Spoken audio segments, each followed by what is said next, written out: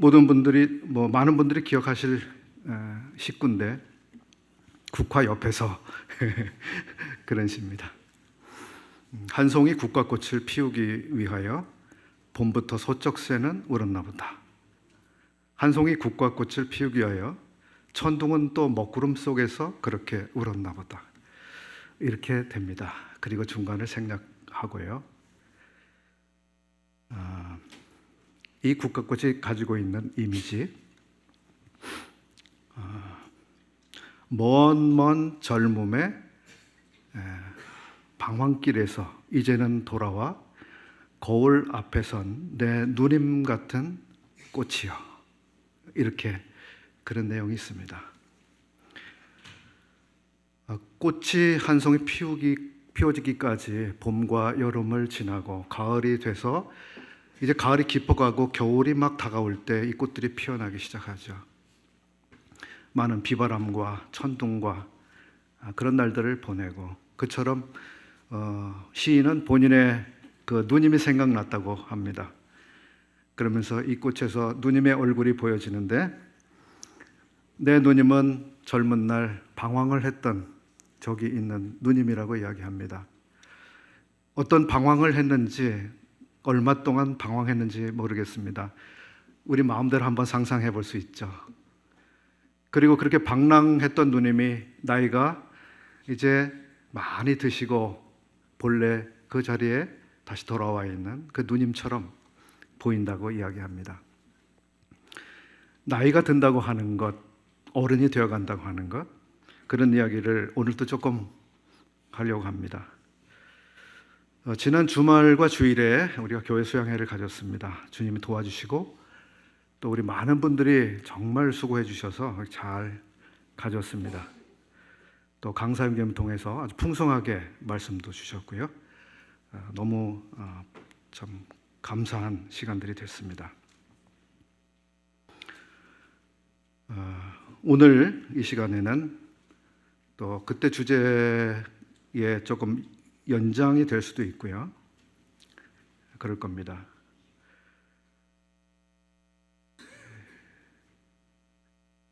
한국 교회는 그동안에 한 10년, 20년 동안 그 다음 세대를 어떻게 준비시킬 건가, 차세대를 어떻게 잘 훈련시킬 건가, 그래서 다음 세대에게 신앙을 잘 전수해주고 교회가 계속해서 잘 성장해 갈 수 있을 것인가, 그런데 주목해 왔습니다. 그것이 커다란 어른 세대에게 맡겨진 컨셉과 책임으로 그렇게 제시되어 왔었습니다. 마땅히 해야 될 일이죠. 그런데 우리는 주님의 가족으로서 어떤 세대도 소외감을 느끼게 되거나 또 모든 성도들의 관심에서 제외가 되는 그런 일은 없어야 된다, 그런 생각도 해보아야 합니다. 특히 오늘날 사회적 약자가 되어가는 많은 노인들이 있습니다.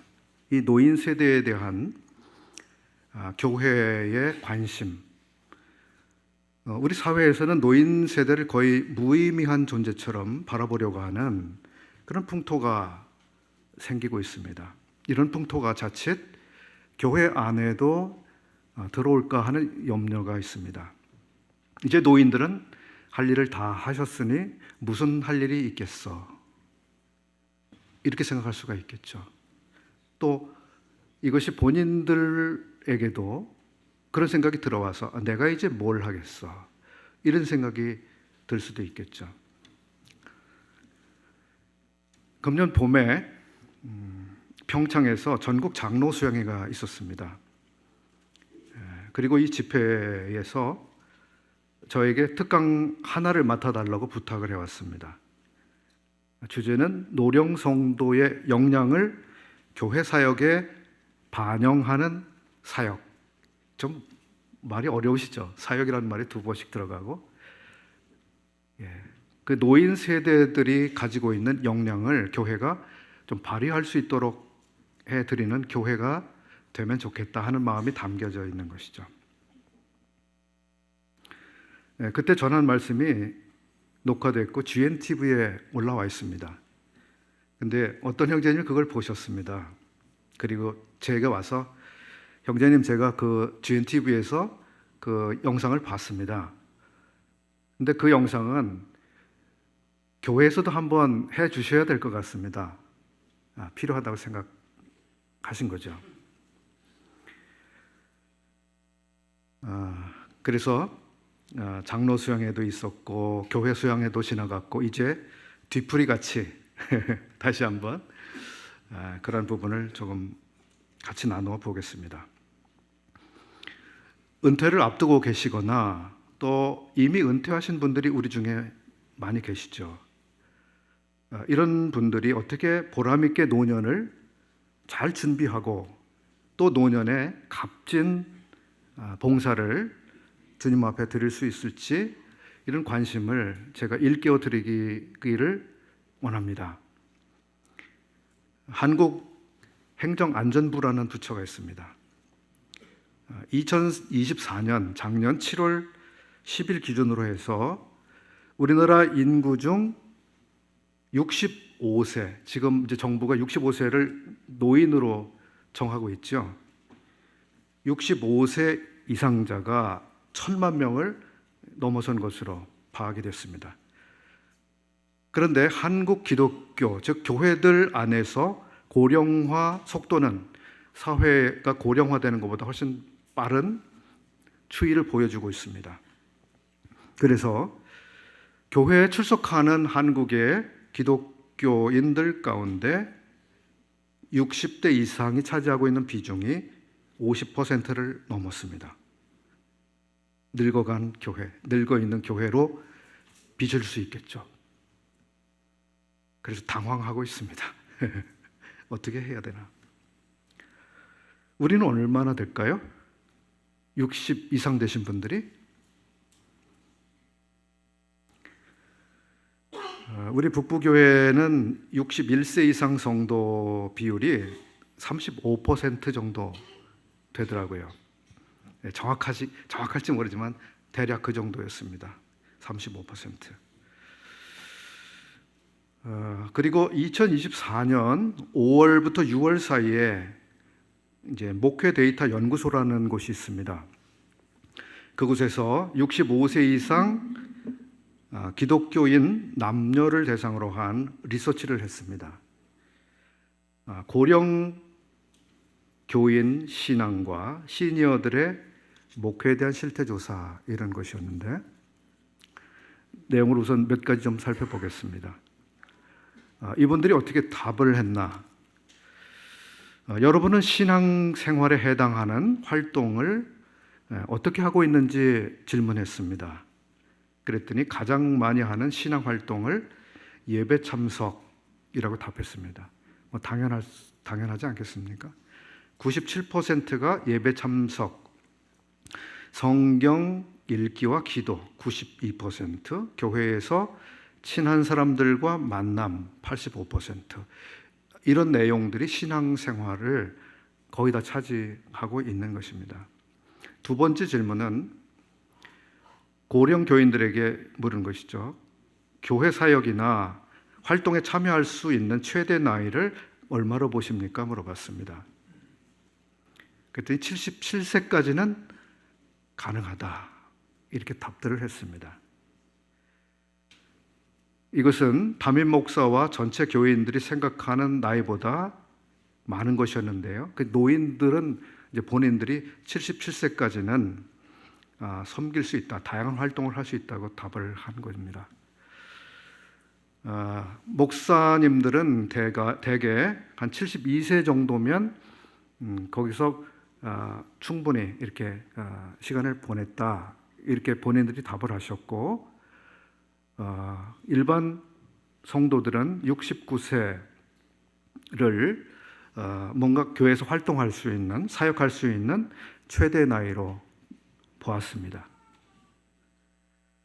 이처럼 고령에 있는 우리 성도들은 이 사회나 그 목회자나 또는 다른 일반 성도들이 생각하는 것보다 더 오랫동안 주님을 섬길 수 있다, 이런 인식들을 가지고 계셨습니다.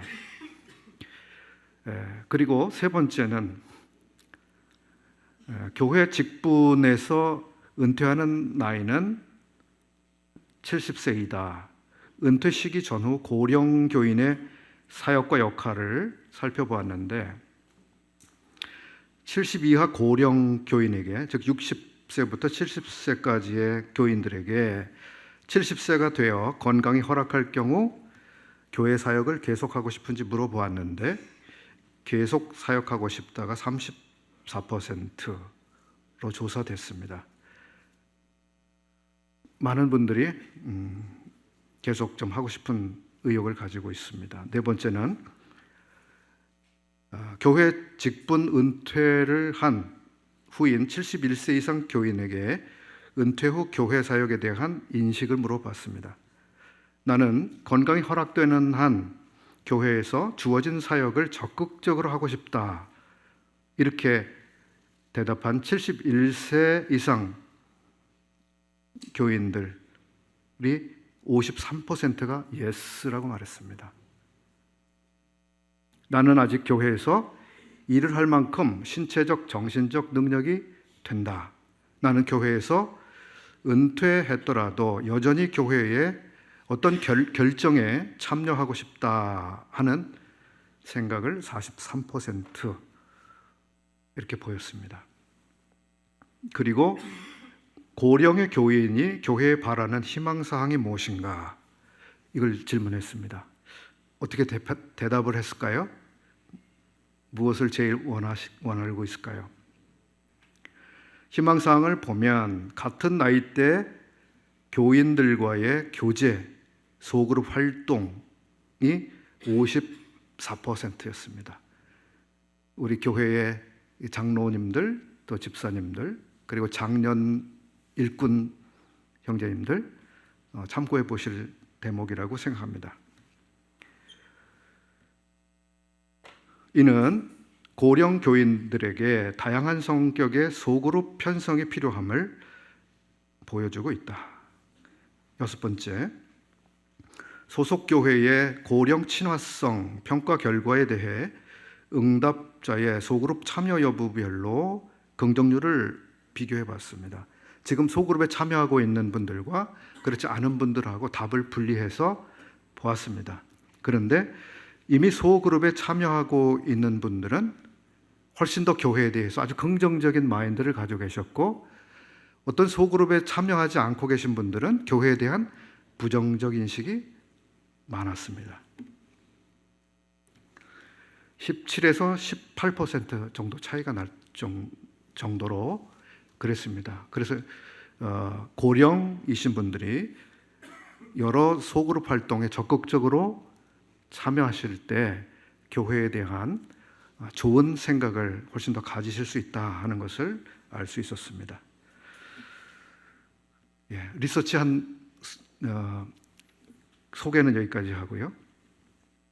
고령의 성도들은 신앙의 연륜이 있고 또 체력과 시간, 여유가 조금씩 있는 분들입니다.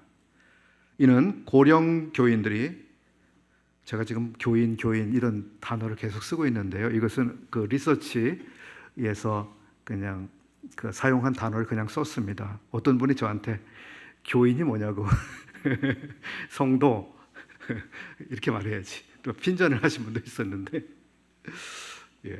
이해해 주시고 들어주십시오. 고령 교인들이 돌봄의 대상은 물론 교회 사역에 참여하고 기여할 주체로 보아야 하는 대목으로 생각되는 부분입니다. 한편 고령 성도들은 소그룹 활동을 통해 보람을 느낄 가능성이 많다고 하는 것을 알 수 있습니다. 이제 성경에서 발견되는 그러면 노인들에 대한 일반적인 부분을 한번 생각해 보겠습니다. 성경에서 발견할 수 있는 노인은 어떤 분들이고 어떤 모습인가, 어떤 특징을 가지고 있나. 노인의 특성 및 상황에 대해서 사회적으로는 노인에 대한 모습은 크게 두세 가지입니다. 첫 번째 모습은 여러분 셰익스피어의 리어 왕이라고 하는 비극 아십니까? 그 왕에게 딸이 있는데요.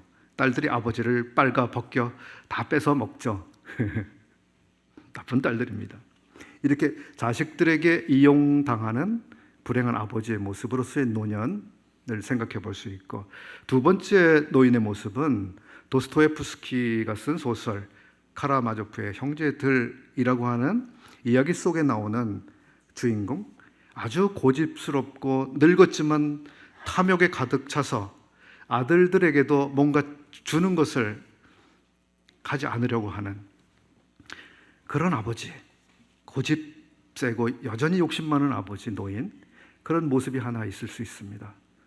세 번째 모습은 해밍웨이가 쓴 소설 노인과 바다에 나오는 그런 노인의 모습입니다.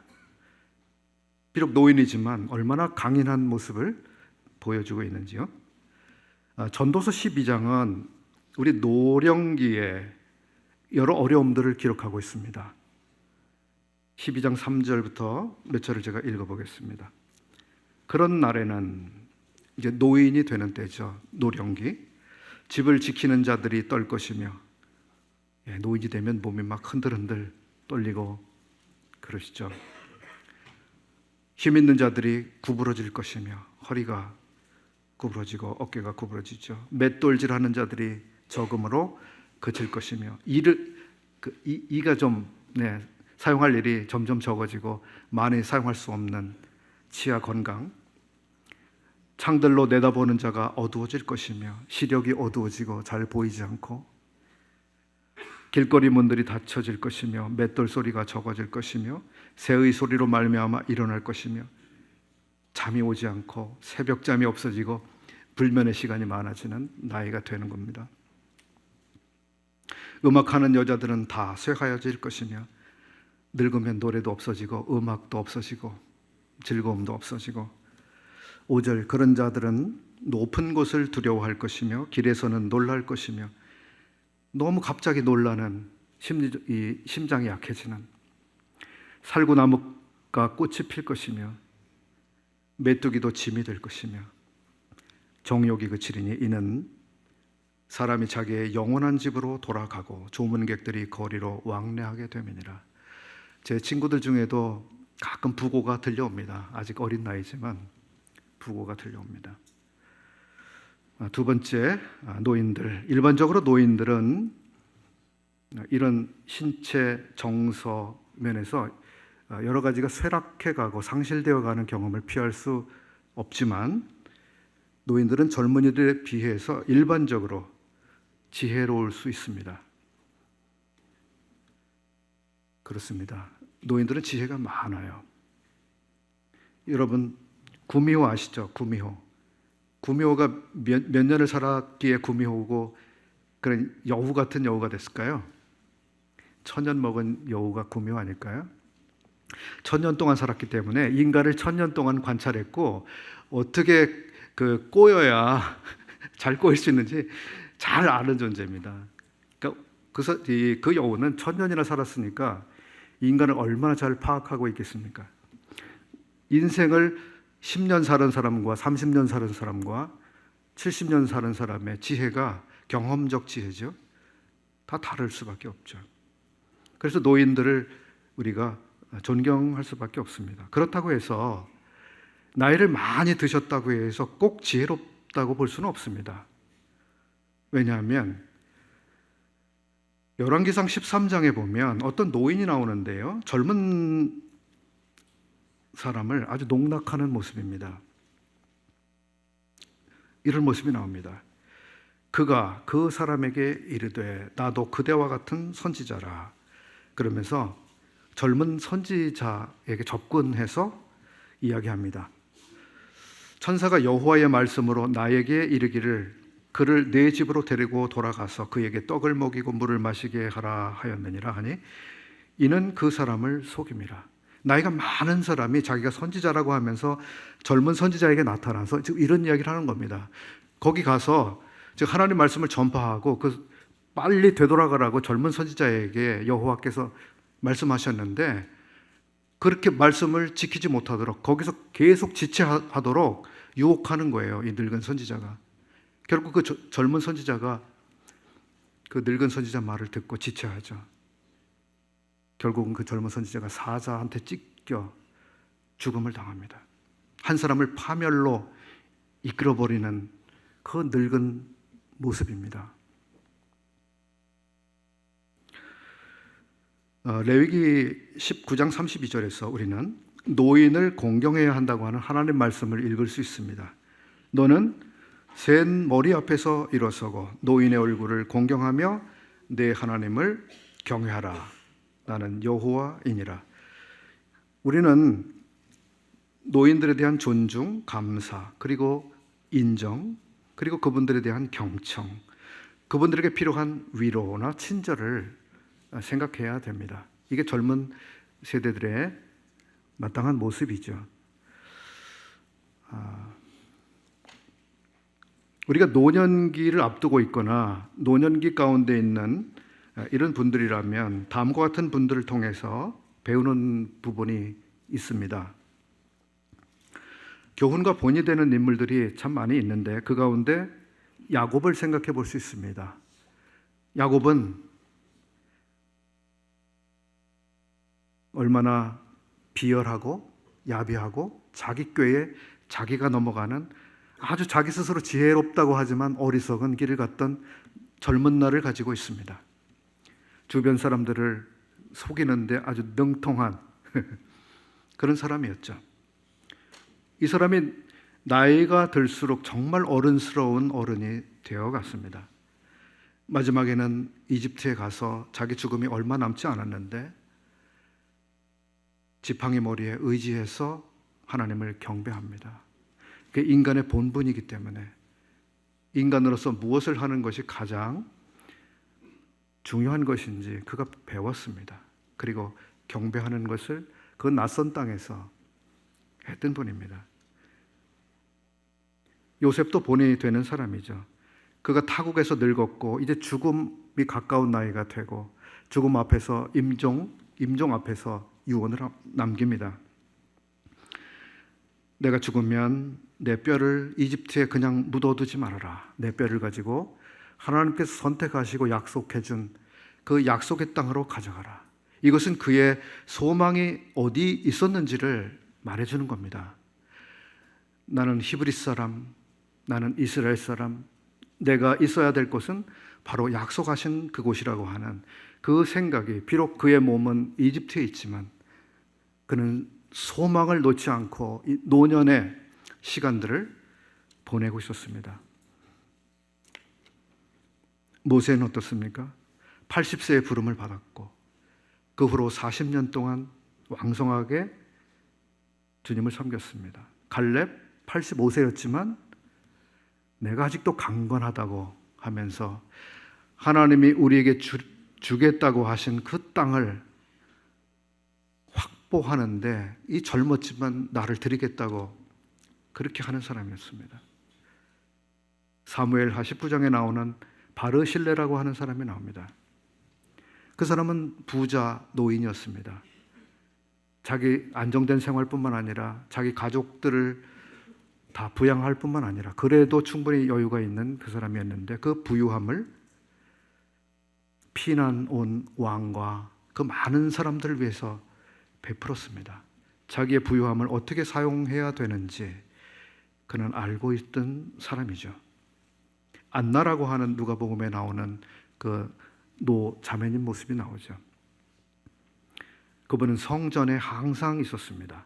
금식하고 기도하는 일에 힘을 썼습니다. 베드로, 천방지축이었던 젊은이, 늘 실수를 많이 했던 젊은이, 그러나 노인이 되어서는 이제 어른이 된 그런 성장의 모델을 자기 스스로 보여준 사람이 됐습니다. 그런가 하면 나이들이 들어가면서 이렇게 정말 어른이 되어가고 성숙해가고 또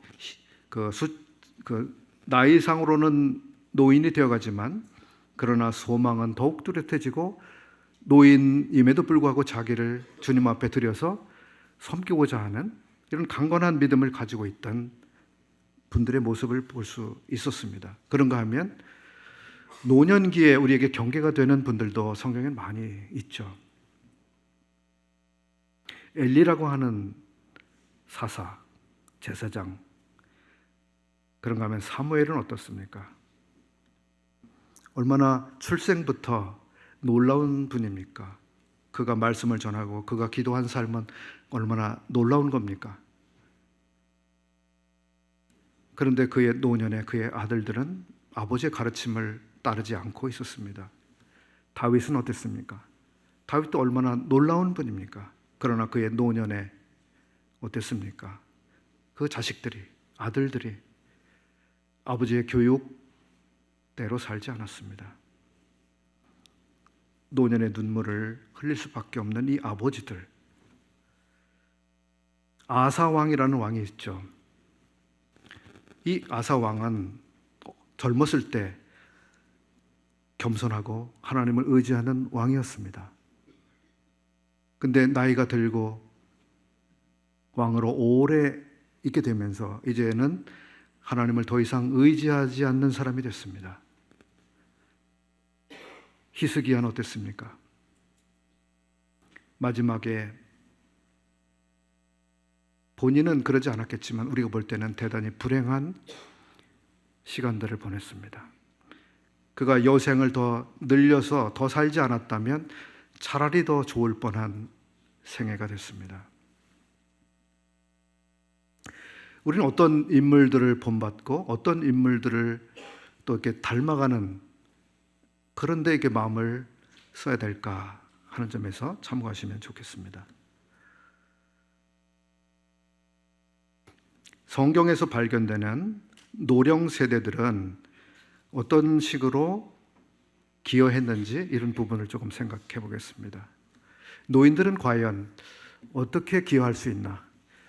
이스라엘 역사 성경 안에서 몇 가지를 생각해 보겠습니다.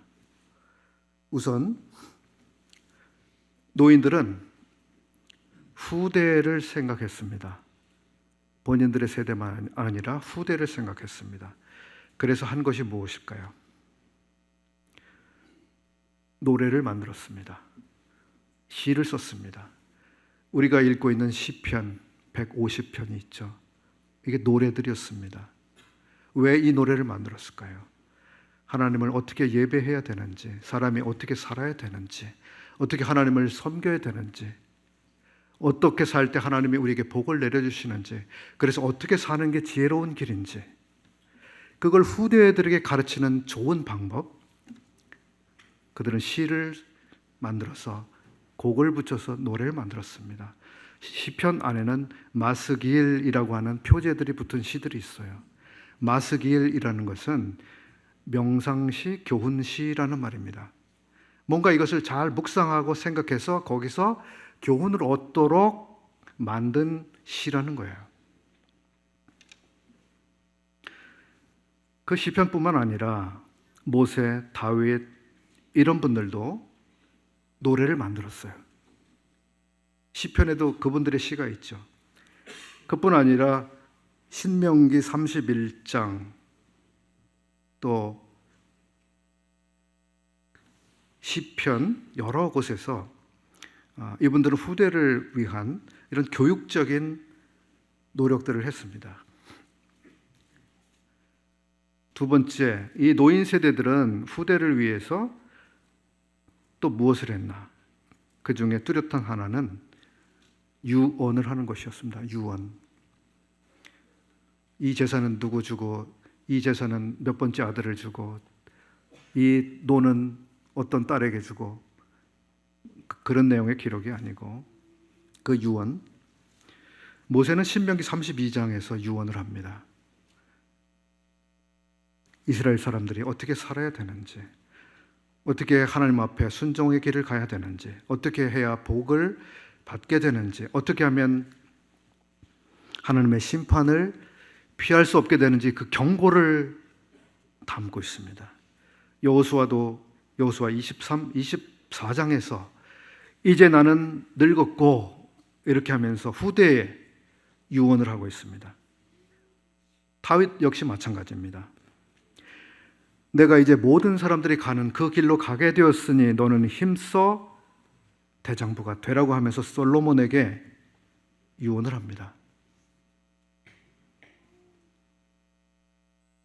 유언, 마지막 남긴 말이니까요. 청개구리도 엄마의 유언은 듣는다고 하는데 어떻게 후대가 안 듣겠습니까? 내가 꼭 해줘서 내 아들, 딸이 복을 받을 수 있는, 형통해질 수 있는 그걸 전해주고 싶은 부모의 마음, 그 유언에 담겨 있죠. 내 아들아, 너는 이렇게 살아라. 저는 아직 유언을 쓰지는 않았습니다만 언젠가 써놔야겠죠. 베드로, 제가 한 주간 동안 베드로 전서 후서를 가르치고 왔는데 베드로도 유언을 합니다.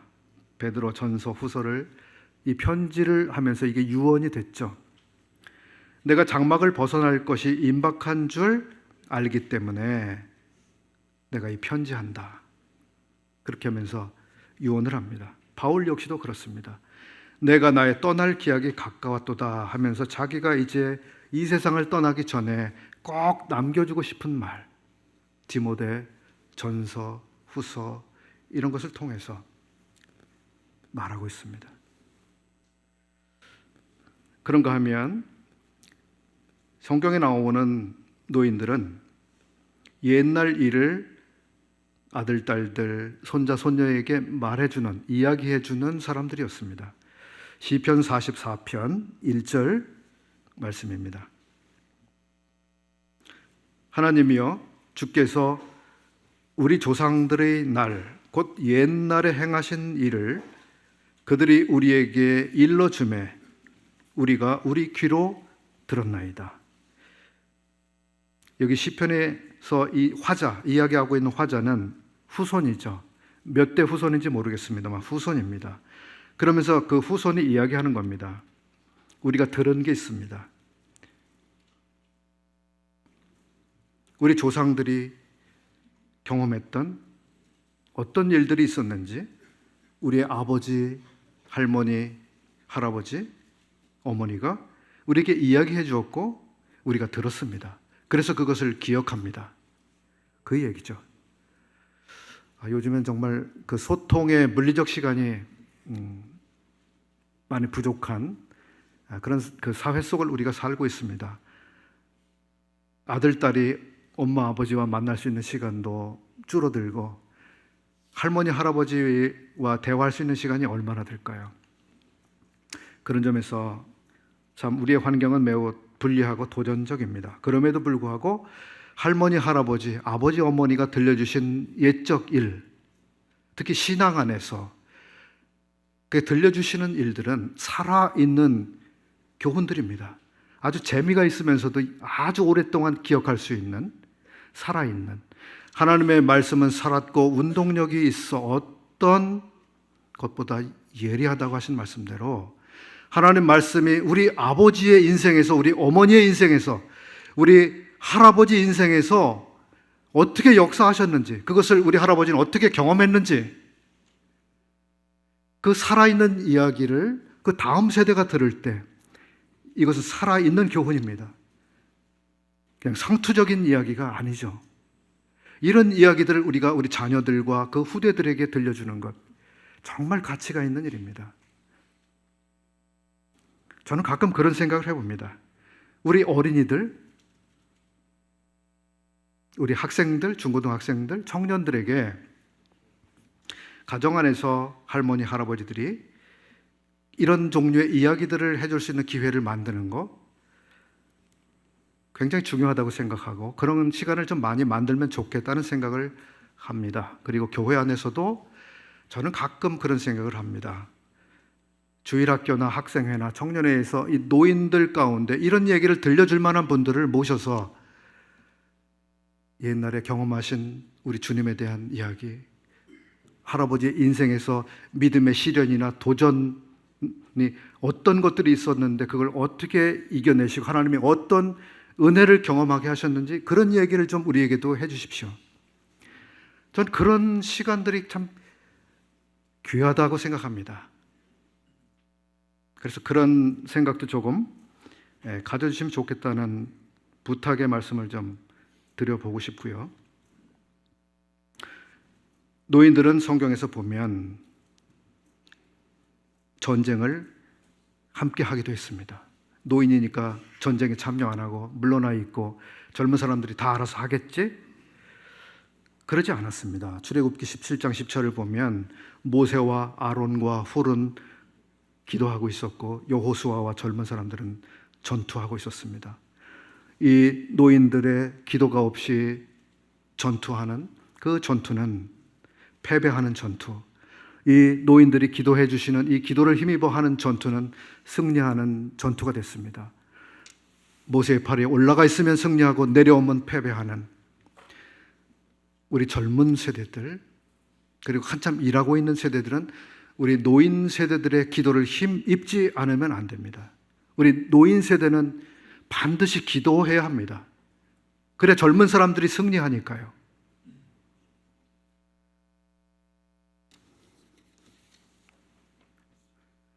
성경에서 보면 노인 세대는 젊은 세대를 가르치고 훈련하는 분들이었습니다. 엘리야가 떠나가기 전에 하나님이 엘리사를 부르셨습니다. 그리고 엘리야가 훈련했습니다.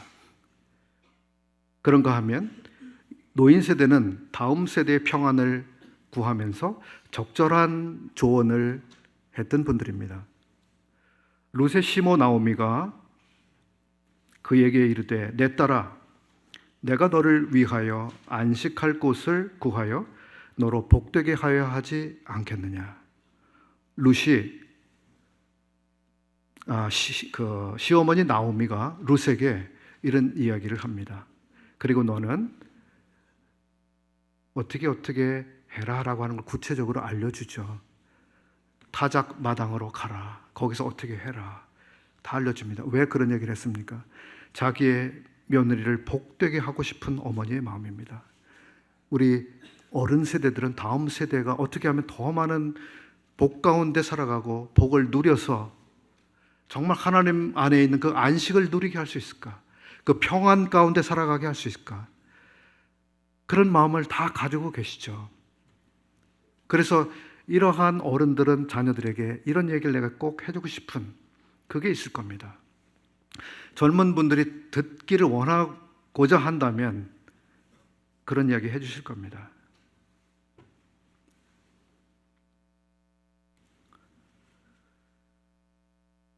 그리고 노인들은 꿈을 꿉니다. 젊은 사람만 꿈을 꾸지 않습니다. 젊은이들에게만 내일이 있지 않습니다. 노인들도 꿈을 꿉니다. 볼까요? 내가 내 영을 만민에게 부어주리니 너희 자녀들이 장래일을 말할 것이며 너희 늙은이는 꿈을 꾸며. 물론 이 노인들이 꾸는 꿈은 본인들이 꿈꾼 대로 본인들이 다 성취하고자 하는 그런 종류의 꿈이 아니라고 저는 생각해 봅니다. 노인들이 꾸는 꿈은 다음 세대를 위한 꿈입니다. 우리는 이렇게 하나님을 알아왔고 이렇게 하나님을 섬겨왔고, 그런데 우리의 아들, 손자 세대에는 하나님께서 더 놀라운 일들을 이루실 것을 소망하면서 꿈꾸는 것, 저는 이건 굉장히 아름답고 노인 세대가 해야 되는 것 가운데 하나라고 생각합니다. 이런 기도.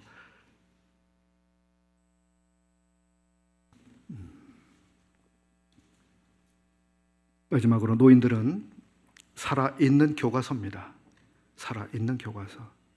디도서 2장 1절부터 8절인데 그냥 몇 구절만 보겠습니다. 오직 너는 바른 교훈에 합당한 것을 말하여 늙은 남자로는 절제하며 경건하며 신중하며 믿음과 사랑과 인내함에 온전하게 하고, 늙은 여자로는 이와 같이 행실이 거룩하며 모함하지 말며 많은 술의 종이 되지 아니하며 선한 것을 가르치는 자들이 되고, 그들로 젊은 여자들을 교훈하되 그 남편과 자녀를 사랑하며, 이렇게 이어집니다.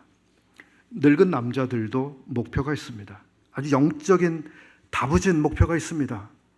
이 남은 노년의 삶을 어떻게 가치 있는, 영원히 변할 수 없는 그런 좋은 것을 남겨줄 수 있는지, 절제, 경건, 신중, 믿음, 사랑, 인내,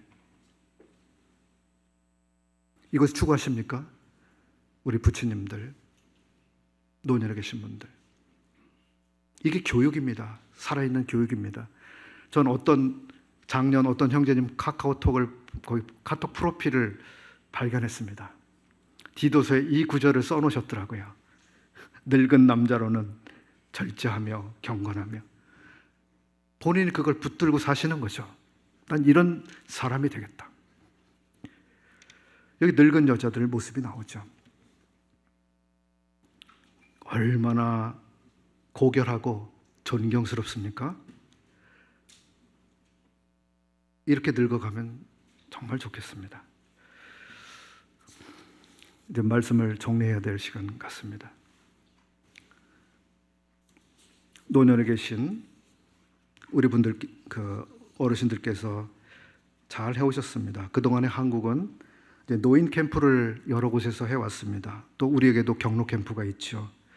이 캠프를 통해서 우리 노성도님들에게 맞춤 메시지가 들려집니다.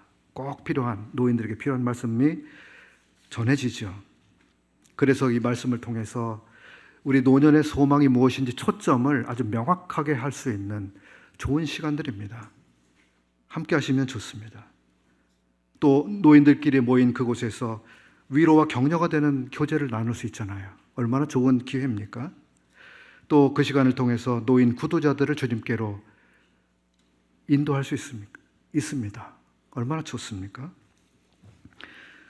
우리 교회에서는 또 우리 노성도님들이 봄에 나들이도 하시고 또 그런 시간들을 갖습니다. 위로의 시간들이 되실 거라고 봅니다. 우리 노자매님들은 매주 단위로 함께 기도하는 시간을 갖고 있습니다. 어떤 금으로, 어떤 돈으로 그걸 사겠습니까? 정말 귀한 일입니다. 또 자매 선교회를 하고 계시죠. 국내에서 사역하는 분들, 외로운 농어촌에서 수고하는 분들, 해외에서 수고하는 분들이 큰 격려를 받습니다. 정말 가치 있는 일에 대한 헌신이라고 봅니다. 우리 장년들 한 달에 한 번씩 모이시죠? 그 자리가 얼마나 많은 것을 할 수 있는지는 모르지만 그러나 정말 중요한 시간입니다. 그리고 장년들 안에서 서로 친교를 나누시고 또 간증도 하시고 또 신방도 하시고 노인들을 전도하는 일도 하시고 때로는 어린이들을 격려하시는 일도 합니다. 참 중요한 일들을 하고 계시죠. 한 가지 제안을 제가 드려보고 싶습니다. 노인 여름 성경학교 같은 걸 해보시면 어떤가? 우리 어린이들만 여름 성경학교 하라는 법이 어디 있습니까? 예, 1박 2일 숙박을 안 하셔도 뭐 이틀 동안 특별한 여러 프로그램들을 통해서 풍성한 시간을 가질 수 있지 않을까요? 우리 노성도님들의 믿음을 새롭게 해드리고 힘을 드리고 소망을 분명하게 해드리고 위로해드리고 즐거움도 드리고, 이건 작년에서 할 일이 아니라 그 다음 세대에서 고민해 보실 게 아닌가 생각이 듭니다. 개인적으로도 우리가 은사와 역량을 따라서 주님을 위해서 우리 노년의 시간들을 보낼 수 있습니다. 구역의 성도들을 돌볼 수도 있고 성경 공부해서 또 다른 분들을 가르칠 수도 있습니다. 때로 책을 쓰는 분들도 있습니다. 때로는 교회 여러 부분에 자문을 해주실 수도 있습니다. 때로는 교회 차량으로 봉사하실 수도 있고 선교지를 방문해서 격려를 하실 수도 있고 방문하신 분들을 접대하고 섬겨주실 수도 있습니다. 그런가 하면 혼자 계시는 외로운 분들을 찾아가서 방문해 주시는 그런 일도 하실 수가 있습니다. 하실 일들이 참 많으시죠? 노년 세대는 선물입니다. 선물의 시간입니다. 저는 제 나이가 지금 아주 좋아요. 50, 60을 지나갔는데요. 이때가 정말 좋아요. 40대 때까지 얼마나 많이 방황하고 헤매고 실수하고, 물론 지금도 실수하지만요, 방황하는 시간은 확실히 줄었습니다. 그래서 좋아요. 노인 세대들이 역량을 발휘하시는 일에 있어서 여러 부분에서 멘토링을 해 주실 수 있습니다. 차세대를 위해서, 다음 세대를 위해서, 그리고 기도해 주시는 이 귀한 일을 하실 수 있습니다. 또 교육도 해 주실 수 있습니다. 여러 봉사를 해 주실 수 있습니다. 또 상담이 필요한 분들에게 적절한 상담을 해 주실 수도 있습니다. 그때 난 이렇게 살았어, 이렇게 하면서 조언을 해 주실 수도 있겠죠.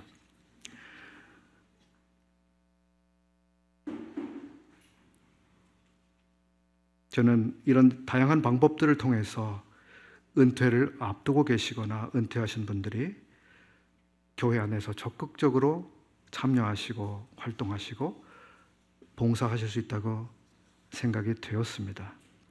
한 가지 주의사항이 있습니다. 이런 좋은 것에 대해서 우리가 의욕을 가지고 하시는 게 좋은데요, 젊은 사람들이 하는 일에 그냥 무작정 간섭하시는 것은 조심해야 합니다. 어떤 경우에는 자문이 아니라 잘못하면 간섭이 되는 수가 있습니다. 그럼 젊은이들은 의욕을 잃거나 자율성에 심각한 어려움을 느낄 수도 있습니다. 그래서 젊은 사람들이 부탁해 올 때 그렇게 도와주시는 게 아주 적절한 타이밍이다, 그런 생각을 해봅니다. 젊은 사람들은 노년을 생각해 주시고, 우리 노년에 계신 분들은 젊은 세대를 생각해 주시고, 그렇게 하면 좋겠습니다. 오스왈드 샌더스가 했던 말을 마지막으로 인용해 드리고 마치겠습니다. 노인층과 젊은층 사이에는 언제나 세대차가 존재해왔다. 분명한 사실은 노년층과 젊은층이 인정하든 인정하지 않든 간에 그들은 상호 보완 관계에 있다는 것이다. 젊은 사람과 늙은 사람 사이의 관계와 문제는 예전이나 지금이나 다를 바가 없는 것과 같다. 과격한 젊은 층은 언제나 보수적인 기성세대에 도전해왔다. 젊은 층은 변화를 요구한다. 기성세대는 현상 유지에 집착한다.